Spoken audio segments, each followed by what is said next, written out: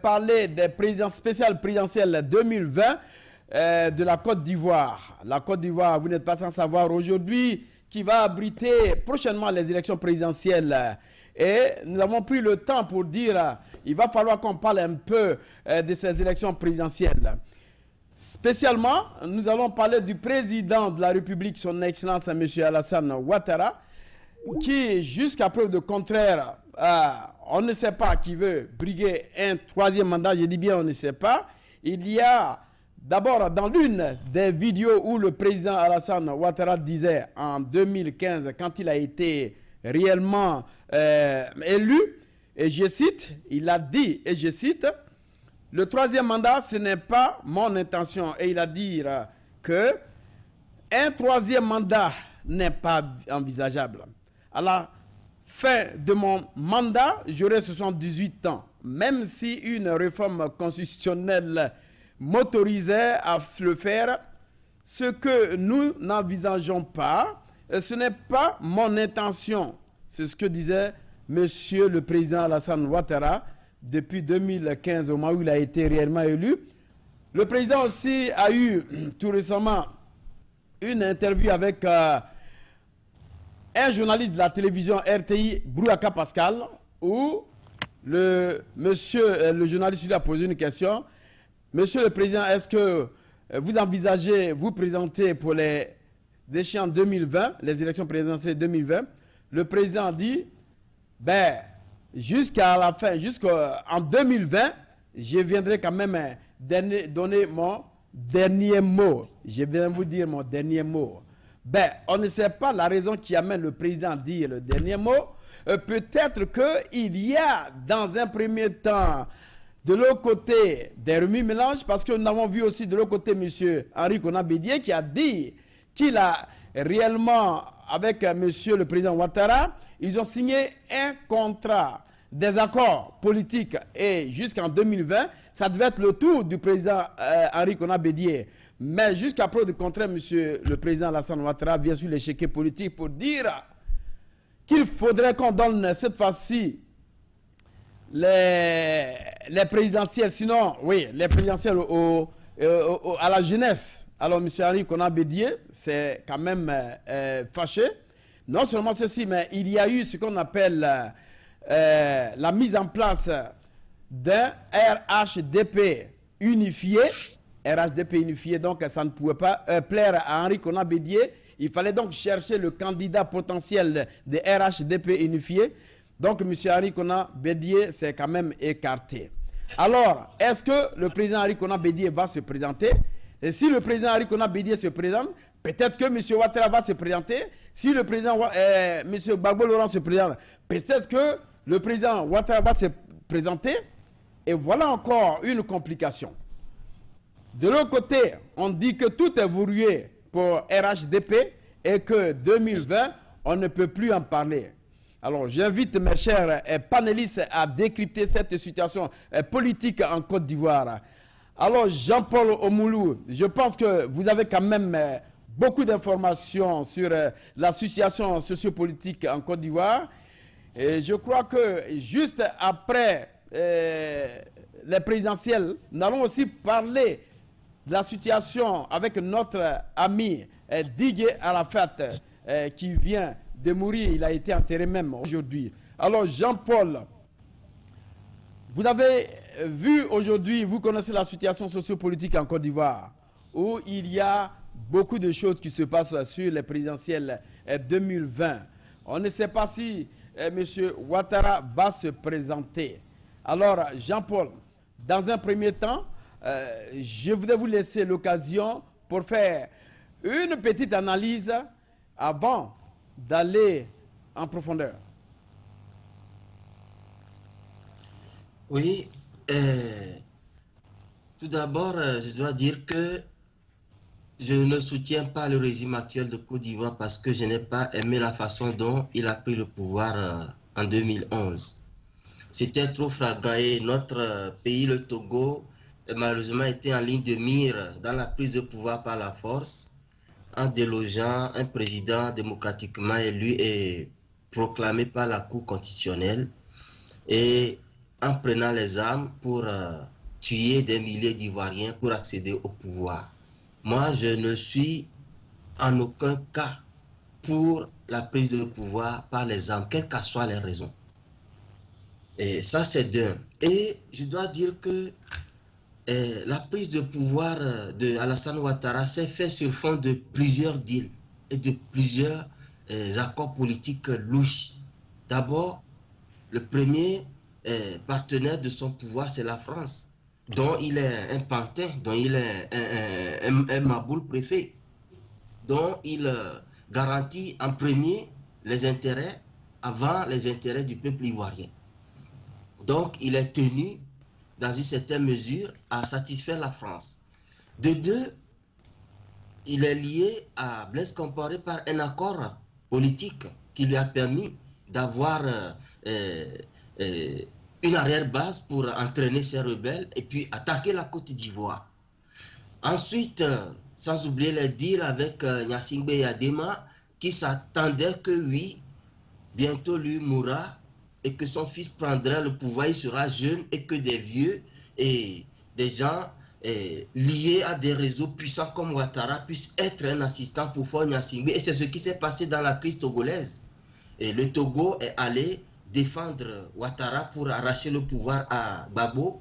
Et quand l'opposition, le peuple togolais s'est soulevé, c'est Ouattara qui est allé à la rescousse de Faure Gnassingbé et en essayant de corrompre notre opposition avec tout ce que nous en savons.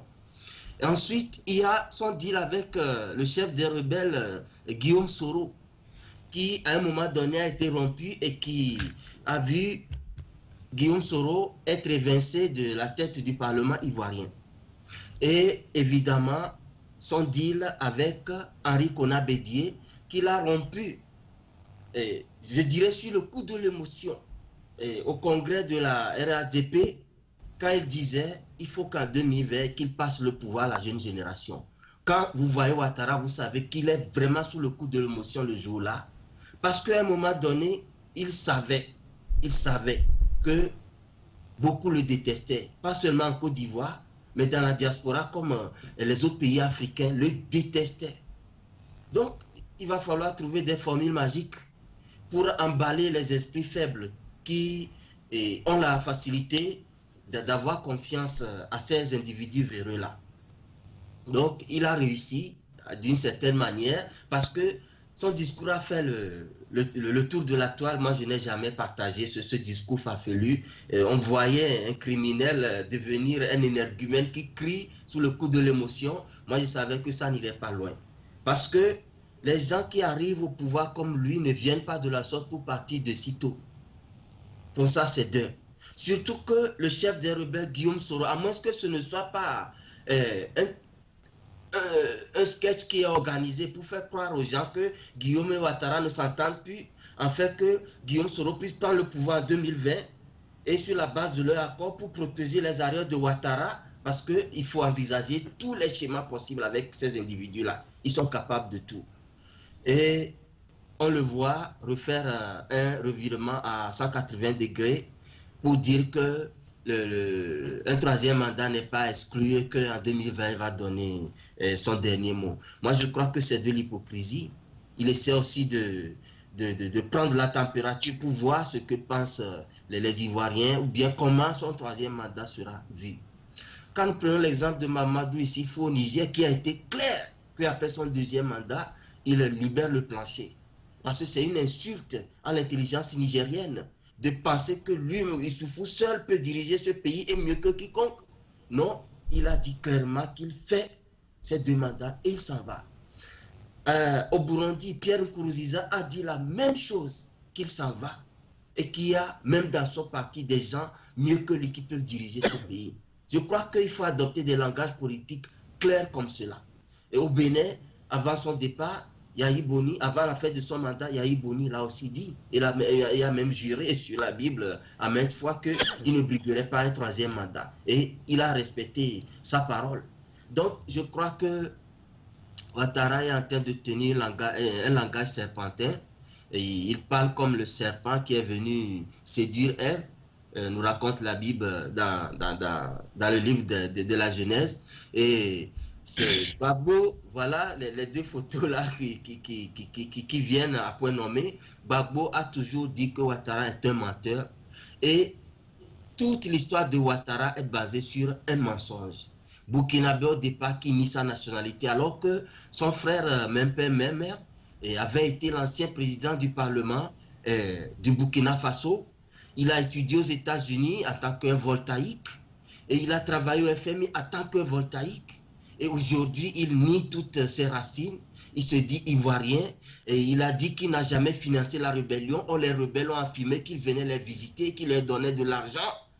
Et toute l'histoire de Ouattara, il a dit même qu'il n'a jamais vu M. Ocampo, mais des photos ont circulé où 2 fois au moins Ocampo s'est rendu en Côte d'Ivoire pour le rencontrer. Je crois que Ouattara, c'est un homme indigne sur qui il ne faut pas compter. Tout compte fait, son théâtre, son sketch orchestré pour nous montrer que c'est un démocrate qui vient faire demander un parti a été rattrapé par sa vraie nature, le défenseur de la France-Afrique, le défenseur du franc CFA contre tous, celui qui non pas seulement qu'il veut maintenir la zone CFA sous le giron de la domination française, mais veut englober toute l'Afrique de l'Ouest avec cette monnaie éco, en voulant que les pays francophones commencent d'abord par utiliser cette monnaie. Et le piège serait que quand les pays anglophones et lusophones viendront, on dira oui, vous allez vous calquer sur le principe que nous avons déjà préétabli. Je crois que ça veut dire un autre, voilà, vous allez débat. nous suivre. Et c'est pour ramener toute l'Afrique de l'Ouest et par la suite l'Afrique centrale aussi dans le giron français. Donc un type comme ça, il faut s'en méfier, il faut le combattre par tous les moyens pour lui barrer la route. Merci, merci, merci. Donc Jean-Paul, tout à l'heure vous allez nous donner comment il faut le combattre. Je pense que comme vous l'avez dit que le président Ouattara est en train de tester un peu les esprits des uns et des autres pour voir comment vous allez réagir. Sinon le président Ouattara, il dit que quand je parle, je respecte ma parole. Le président Ouattara a toujours dit qu'il respecte sa parole. Donc, on espère qu'il va respecter sa parole. On va tout à l'heure aussi parler de la Constitution, si cette Constitution lui permet, bien sûr, d'être candidat au présidentiel 2020. Alors, Gabriel, de votre côté, voilà encore une inquiétude. Voilà pour le 3e mandat du président Ouattara. Ce sont les questions que nous posons, serait-il candidat à la présidentielle d'octobre 2020 ou ne serait-il pas? Va-t-il encore briguer un 3e mandat envers et contre tous, principalement contre l'opposition, la société civile, vous m'excusez, et la majorité des Ivoiriens qui aspirent à un changement à la tête du pays? Alors Gabriel, au vu de tout ceci, quelles sont vos analyses? Est-ce que vous croyez que le président Ouattara va réellement faire un mandat, ou bien le président Ouattara est en train de tester un peu les esprits des uns et des autres, parce que lui-même il a dit que franchement dit, un 3e mandat, ça ne pourra pas se passer, parce qu'il a dit. Oui, merci Serge, merci. Il faudrait quand même dévoiler les 4 vérités autour des leaders politiques de l'Afrique. Puisque aujourd'hui, nous sommes au 21e siècle.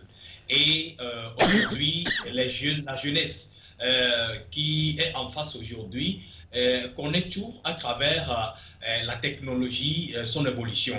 Donc, si aujourd'hui, on me dit que voilà, Alassane Ouattara allait se présenter en 2020 pour essayer de briguer un 3e mandat, je ne peux pas nier, parce que la manière dont ce président est venu au pouvoir et voyant suivant quand même ses pas et puis ses actions politiques qu'il avait menées au sommet de l'État ivoirien, il faudrait quand même se poser beaucoup de questions, à savoir si cet homme n'est pas ambitieux à s'éterniser au pouvoir.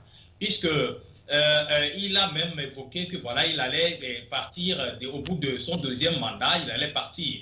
Voilà que le deuxième mandat tient, étant vers la fin, j'allais dire, et finalement, au lieu de s'annoncer, il ne le fait pas. Mais suivons quand même les pas d'Alassane Ouattara, les pas politiques, j'allais dire. La fois dernière, vous n'êtes pas sans savoir que Sarkozy et Bolloré et autres là, et Sébastien et autres là, ils sont venus en Côte d'Ivoire, soi-disant une visite de courtoisie et administrative. Vous voyez, c'est un groupe politique qui ne dit pas son nom, d'où il y a déjà derrière cassé l'idée de briguer le troisième mandat. Ça c'est un. De deux, la manière dont le président Alassane Ouattara est en train de défendre le franc CFA aujourd'hui, on dirait que voilà, il envisage autre chose que le troisième mandat. Vous voyez maintenant, donc avec un planning bien caché, en cachette, avec le président français Emmanuel Macron, ils sont en train de comploter déjà le troisième mandat d'Alassane Ouattara. Vous voyez, l'exemple est de voir du côté du Togo, très simple comme de l'eau à boire. Vous voyez, Faure Gnassingbé avait dit devant nous tous que voilà, un mandat lui serait déjà suffisant pour essayer de réparer les torts des Togolais et il allait remettre le pouvoir à qui de droit. Mais aujourd'hui, il a brigué le premier mandat, le deuxième mandat, et voilà, il tend vers la fin de son troisième mandat. Il envisage également le quatrième mandat. Vous voyez déjà, donc on ne peut pas compter sur ces leaders politiciens africains qui nous dupent un peu et ils nous blasphèment depuis, ils essaient quand même de vouloir s'éterniser au pouvoir, mais essayer de le dire indirectement. Donc Alassane Ouattara aujourd'hui, je vous dis et je vous confirme que d'ici peu, il va essayer de déclarer officiellement qu'il se présente encore aux élections de 2020 et tout le monde sera étonné. Mais c'est une réalité. Voyant ces pas politiques, la manière dont il est en train de recevoir la délégation française, autres là, il faut essayer de se poser beaucoup de questions, Serge. C'est très important. Mais aujourd'hui, la génération de ce 21e siècle n'est plus prête à recevoir ces genres de trucs-là. Donc c'est là où il y aurait quand même encore des revoltes de gauche à droite et des bains de sang vont encore s'écouler. C'est ça qu'on ne veut pas encore sur le territoire africain. Je m'arrête là pour le moment. Merci donc Gabriel pour cette contribution. Je pense que réellement, quand nous posons la question, le président Alassane Ouattara veut-il briguer un troisième mandat? C'est une question qui se pose. Mais il va falloir qu'on parle un peu de la Constitution. Et à partir de cette Constitution, ce n'est pas nous qui le disons, mais il y a eu deux constitutionnalistes, M. Obouaraga et M. Cissé Bakongo, et puis encore un autre troisième. Ils ont dit clairement, M.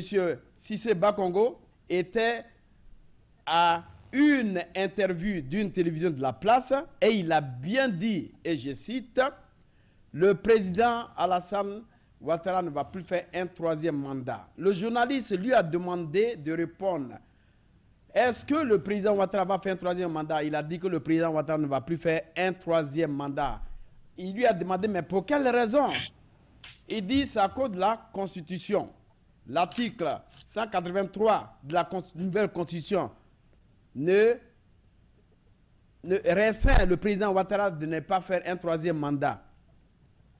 Et M. Obouaraga, Boniface, qui était aussi l'un des constitutionnalistes, il a aussi dit, mais d'un moment à l'autre, M. Cissé Bakongo retourne encore sa veste dans une autre interview et il dit que le président Ouattara peut faire un troisième mandat. Alors que, je vous dis, au regard des dispositions de cette récente constitution, le président de la République actuelle en exercice n'est pas éligible à un troisième mandat. Et ils disent qu'en première position, l'énoncé de l'article 57 de la Constitution relative à l'élection du président de la République, le principe de la continuité de l'État qui consacre la non-interruption concernant les affaires de l'État, de sorte que les changements successifs qui y interviennent comme l'éruption d'une nouvelle constitution n'ont aucune incidence sur son exercice continu tel que mentionné dans l'article 185 de la nouvelle constitution. Alors, voilà un peu ce que la Constitution dit. La Constitution, en elle, a-t-elle piégé le président Ouattara qui n'a pas pu prendre cette Constitution, le contenu du contenant de cette Constitution, avant de dire que la nouvelle Constitution m'autorise? Alors, Jean-Paul, le débat est donc lancé. Bon, moi, tout d'abord, je me demande qu'est-ce que nos chefs d'État ont à foutre de nos constitutions. Parce que la manière dont Ouattara est arrivé au pouvoir est anticonstitutionnelle. Parce que c'est cette constitution qui donne mandat et force à la Cour suprême ivoirienne qui seule a le droit de proclamer la validité d'une victoire d'un candidat aux élections présidentielles. Mais ils ont brisé tous les codes et ils ont élu domicile au QG de RHDP, qui est l'auteur du Golfe, et où ils ont pris Manu Mitari, le président de la commission électorale ivoirienne, et dans un cafouillage indescriptible, ils ont proclamé des résultats frauduleux. Et c'est en vain que des voix se sont levées pour demander un recomptage des voix, parce que le président Gbagbo était sûr de sa victoire. Ouattara aussi, dans les manières peu démocratiques et peu constitutionnelles, où il s'est autoproclamé, martèle que c'est lui aussi le gagnant. Donc, nous voyons qu'il arrive au pouvoir en piétinant la Constitution. Et tout son gouvernement est assis sur des méthodes anticonstitutionnelles. Donc, la Constitution est entre ses mains et il est majoritaire à l'Assemblée nationale. Nous sommes encore en 2019 et on est encore à 1 an des élections. Tout peut arriver dans un État autocratique comme la Côte d'Ivoire qui a renvoyé un président démocratiquement, selon eux, élu de l'Assemblée nationale. On lui a demandé tout simplement de démissionner. J'ai écouté les explications de Guillaume Soro, c'est ahurissant. C'est hallucinant. On lui a demandé tout simplement de démissionner. Ce n'est pas un type qui a été nommé comme un ministre ou comme un responsable des services. C'est un type qui a été élu par le peuple comme député. Et parmi ses pairs, il fut porté à la tête de l'Assemblée nationale. C'est un poste électif. Soit c'est une démission volontaire, ou soit c'est la vacance de poste par invalidité, par décès, ou c'est ça. Mais intimer l'ordre à un responsable de l'Assemblée nationale élu de démissionner pour le remplacer par un autre, bon, c'est déjà anticonstitutionnel. Et rien ne garantit que cette constitution va avoir force de loi sur ces brutaux, à voir la manière dont ils sont arrivés au pouvoir. Donc il reste encore plus de 24 mois avant les élections prochaines ivoiriennes. Tout peut arriver, ils ne sont pas bêtes, ils voient que leur constitution, leurs limites pour briguer, les limites pour briguer un 3e mandat. Donc ils sont capables de changer tout pour permettre à ce vieux qui a l'âge du franc CFA de briguer encore un 3e mandat. D'accord. Merci. Merci encore Jean-Paul. Merci pour votre contribution. Alors, Gabriel, voilà, vous avez écouté votre ami, M. Jean-Paul Omoulou. La nouvelle constitution ivoirienne ne fait pas mention d'un 3e mandat, mais également, il n'y est pas indiqué que les compteurs seraient mis, je dis bien les compteurs seraient remis à 0 pour permettre au président Alassane Ouattara de se présenter. Voilà encore ce que l'article 183 de la nouvelle constitution stipule. L'article dit que la législation actuelle en vigueur en Côte d'Ivoire reste applicable sauf l'intervention de tests nouveaux en ce qu'elle n'a rien de contraire à la présente constitution. Alors, tout est peaufiné là. Et cet article comme lecturé ne permet plus à notre président, son Excellence M. Alassane Ouattara, de briguer un troisième mandat. Alors, Gabriel, question. Le président, à votre avis, le président Ouattara va-t-il violer la Constitution que lui-même il a mise en place? Parce que c'est une Constitution qui a été mise en place. Cette Constitution a remplacé l'ancienne Constitution. On n'a pas dit qu'il y a eu des réformes constitutionnelles, mais ça a remplacé l'ancienne Constitution. Mais il y a des articles dedans qui ont été pris en compte, qui contraint aujourd'hui le président de ne pas faire son troisième mandat. Et j'ai cité l'article 55, l'article 183 et l'article 33 de l'ancienne Constitution. Gabriel. Oui, mais merci Serge. Il faudrait quand même dévoiler tout simplement que aujourd'hui, comme vient de le dire grand frère Omolou, tout est possible.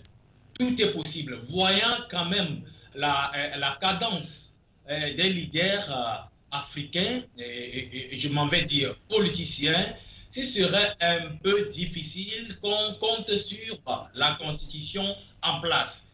Parce que même on peut dire que d'ici 70, même s'il reste 72 heures, que le deuxième mandat d'Alassane Ouattara termine, l'Assemblée nationale aujourd'hui est tout en faveur d'Alassane Ouattara.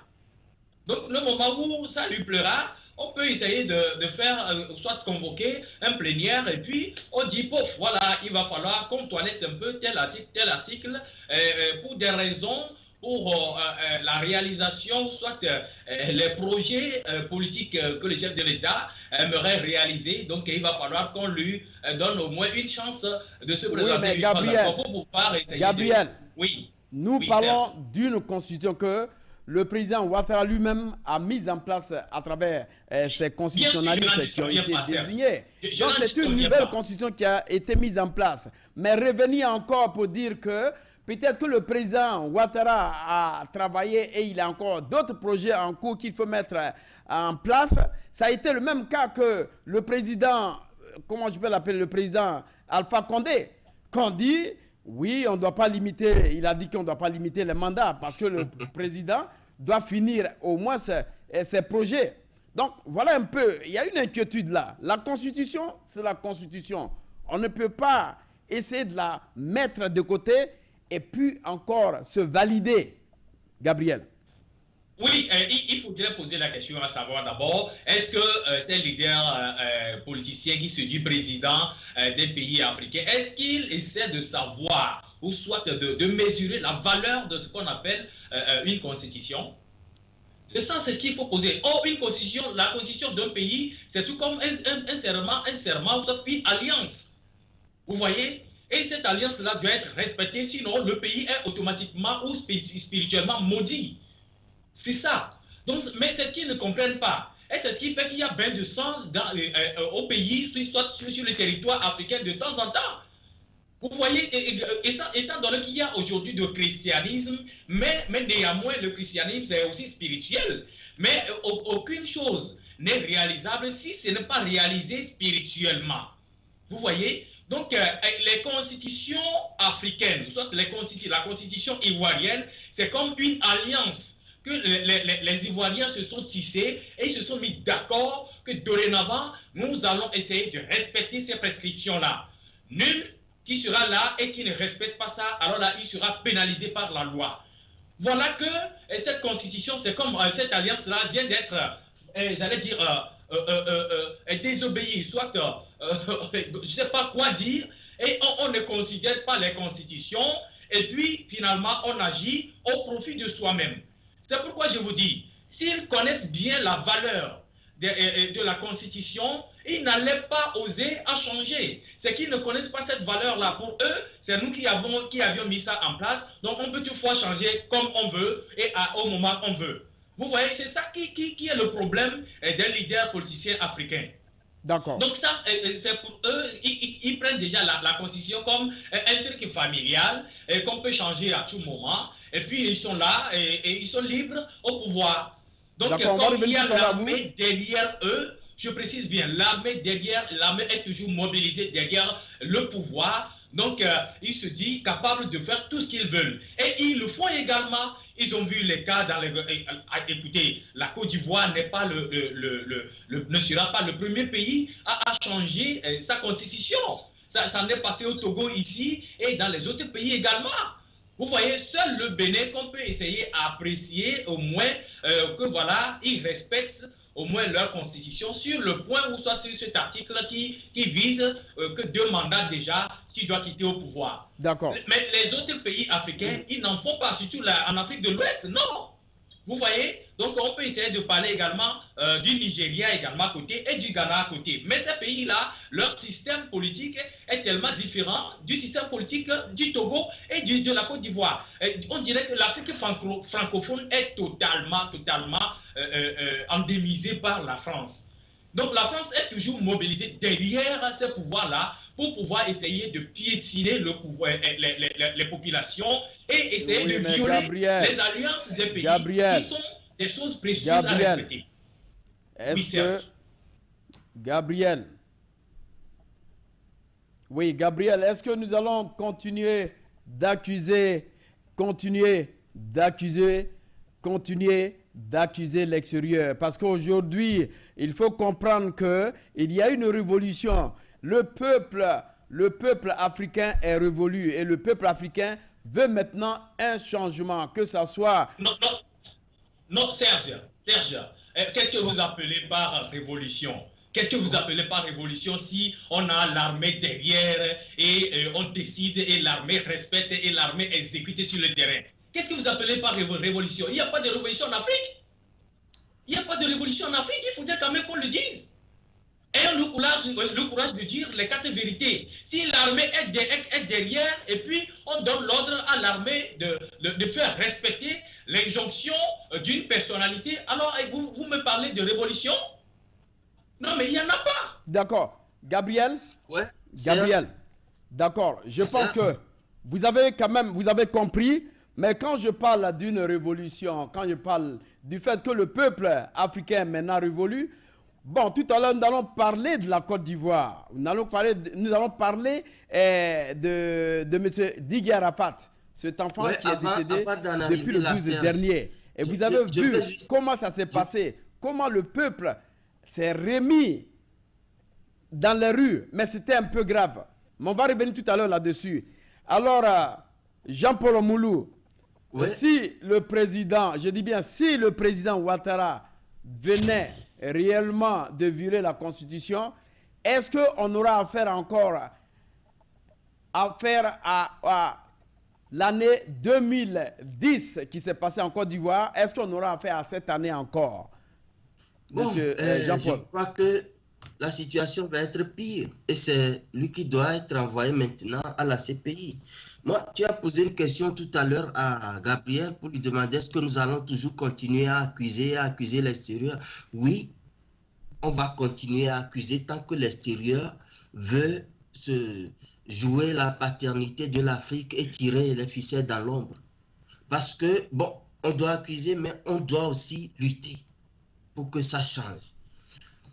Souvenons-nous qu'au Burkina Faso, lorsque le peuple s'est soulevé pour chasser Blaise Compaoré, c'est devant des officiers militaires que Diendéré a pris le pouvoir par un coup de force. Il était entouré par des encadreurs militaires français. Ces voyous, ces commis de justice qu'on nous envoie en Afrique parce que c'est eux qui sont les spécialistes de la malfaisance. Donc, vous voyez quel rôle la France joue là-bas. Et comme le peuple était clairvoyant et a dit non au coup d'État et a renvoyé la délégation de la CEDEAO qui allait pour cautionner la forfaiture, c'est ce que les Togolais ont manqué de faire en chassant la CEDEAO pour que l'affaire soit réglée à la togolaise. Donc, comme ils ont échoué, la France a échoué, le peuple a élu son président démocratiquement, il faut que la France revienne en envoyant au Burkina le terrorisme, de sorte que l'armée burkinabé soit dépassée et fasse appel à l'expertise de l'armée française, puisque la France est un État terroriste voyou qui crée le terrorisme pour être présent par le terrorisme. Donc, sur ce seul exemple, voir l'intervention de la France en Libye et en Côte d'Ivoire, nous pouvons dire, c'est vrai, accusons-nous nous-mêmes, mais accusons aussi cet extérieur qui ne veut pas nous laisser tranquilles parce qu'on sait que si l'extérieur nous laissait la main libre, l'extérieur va dégringoler. Donc, oui, je réponds, tant que l'extérieur se mêle de nos politiques, nous allons les accuser. Mais accusons-nous, nous aussi les Africains. Et quand vous parlez de révolution, moi je dis qu'il n'y a pas de révolution. Il n'y a que nous, certains activistes, et puis une frange maigre de la population africaine qui comprend un peu les choses et qui lance des cris d'alerte, mais ils ne sont pas suivis. Les gens continuent de s'amuser, de jouer de tout. Et pour répondre à une de tes questions, sur 2020, si Ouattara arrivait à faire un coup de force, je crois que la population ivoirienne que j'ai vue aujourd'hui, profaner la tombe d'Arafat, que j'ai vu attaquer l'armée parce que juste on va aller voir le cadavre d'Arafat, cette population-là peut se soulever en 2020, pas pour profaner une tombe, mais pour aller casser la présidence, chasser Ouattara et que le peuple... Donc, vous avez trouvé la solution à cette révolution dont je parlais tant. Il faut qu'il l'utilise en 2020. Monsieur Jean-Paul. Oui. Vous avez trouvé donc la solution à cette question dont je parlais tant. Quand je parle d'une révolution, l'Afrique elle-même doit prendre ses responsabilités au lieu d'attendre l'extérieur. Même si nous avons l'armée, comment on appelle, l'armée française sur nos sols. Mais il va falloir qu'on prenne nos responsabilités parce que on va toujours continuer de les accuser, mais tant que vous-même vous venez de parler aujourd'hui de ce que vous avez vu en Côte d'Ivoire avec les Chinois, ils se sont mis dans les rues, mais c'était quand même quelque chose d'incroyable. Vous-même vous l'avez dit. Et cette vidéo circule toujours, Jean-Paul. Nos cibles sont mauvaises. On ne cible pas la bonne cible. Au lieu d'attaquer les autorités qui font souffrir le pays, s'en vont s'attaquer à un cadavre. La personne est déjà morte, dit-on, mais où est le problème? Est-ce que la Côte d'Ivoire s'arrête là-bas et vous laissez ceux qui détruisent vos vies, qui hypothèquent votre avenir pour aller vous illustrer dans des choses honteuses comme ça? C'est là où je dis qu'il n'y a pas encore de révolution, les mentalités ne sont pas révolues. Il faut que nous orientons nos énergies sur les choses utiles.